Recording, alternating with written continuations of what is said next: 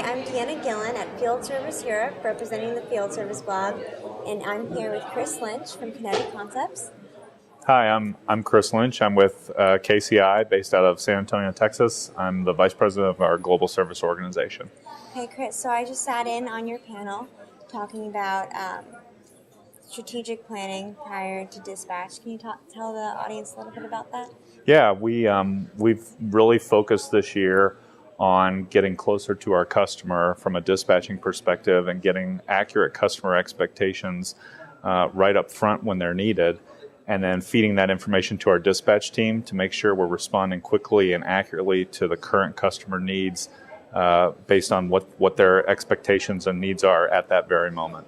Right. So I've noticed that there's this shift, and everybody's talking about it, the shift towards customer expectations, moving from being a product company to a solutions company, being more customer-centric. Can you talk a little bit about that?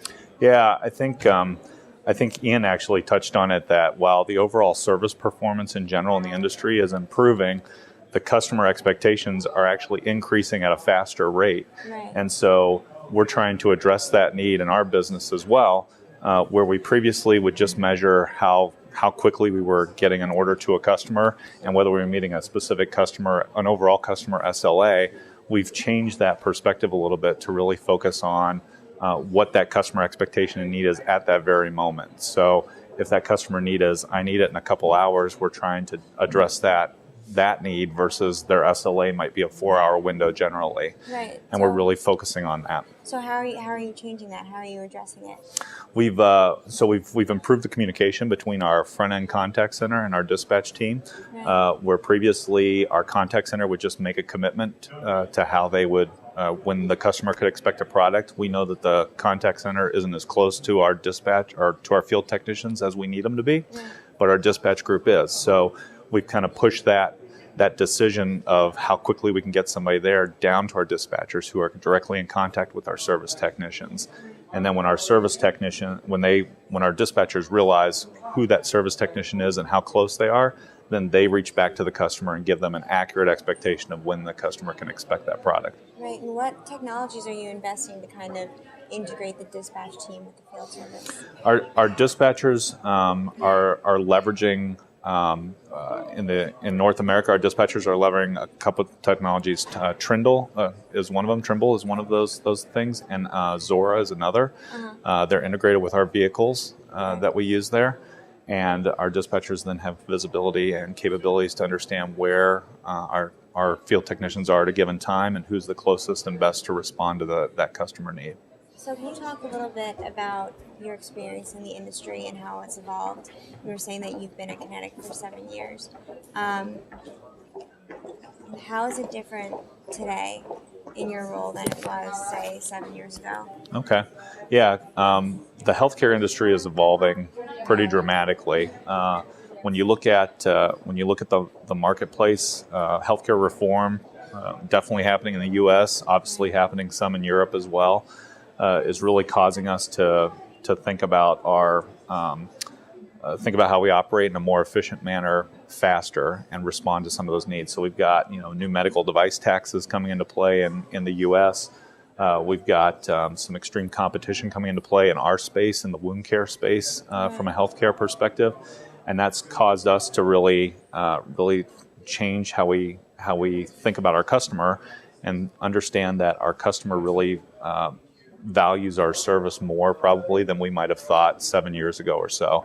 And so we've got to address those customer needs. At the same time, with the marketplace changing and the industry changing, we've got to deal with some of the cost pressures relative to a tighter cost structure in the healthcare environment, and we've got to drive ourselves to be more efficient from our service operations standpoint. Right. Do you notice a lot of differences between the U.S. and Europe? Yeah, there's different pressures if you look at the U.S., particularly in the healthcare industry. We have a home care market that's pretty broad in the U.S. and causes us to react a little bit differently from a service performance standpoint. In Europe, traditionally, it's been a much more hospital-based approach that we've had to address from a service perspective, which I want to say is a little bit easier for us to deal with. However, we're starting to see countries like Germany get much more into a home healthcare type environment. And so we're now starting to bring some of those trends that we've seen from a service performance standpoint in the U.S. over into Europe. Right.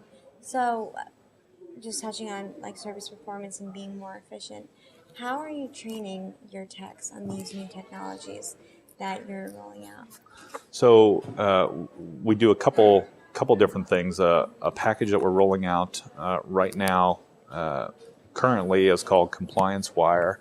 That basically is going to allow us to basically put all of our training videos, our training documentation, policy, procedure documentation, work instructions actually out online, allow our technicians to basically, or allow us to assign those work instructions and things and training tools to the technician, and then allow the technician to basically know that they've got things that they've got to go back and do, and then we can monitor to see, are they getting that training complete. We also have a fairly complex, because we're in the healthcare industry, a fairly complex internal audit program that we do in compliance. And so most of our centers and locations get some sort of internal compliance and audit review on an annual basis that helps us make sure we're meeting those training expectations that we drive to our technicians. How far away do you think we are in the field service industry to making M2M an industry standard? From an industry standard perspective, I would guess we're probably, seeing how fast things evolve, I would guess we're probably like 2 to 3 years away from it being much more accepted and much more of something that's an expectation in major corporations. Well, Chris, thank you so much for sitting down with me and talking a little bit about your presentation. I hope you're enjoying the conference. Yes, absolutely. It's been great.